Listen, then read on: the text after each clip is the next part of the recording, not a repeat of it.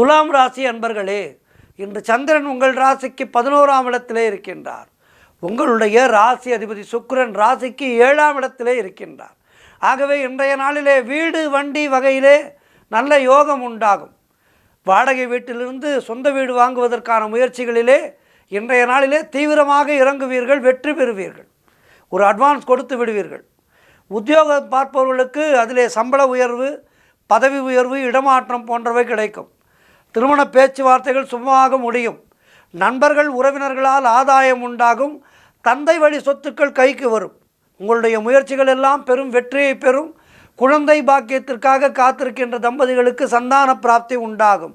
கணவன் மனைவியிடையே நல்ல ஒற்றுமை ஏற்படும். மொத்தத்தில் நினைத்ததெல்லாம் நல்லபடியாக நடக்கக்கூடிய நாளாக இருக்கின்றது. குலதெய்வ வழிபாடு வெற்றியை தரும்.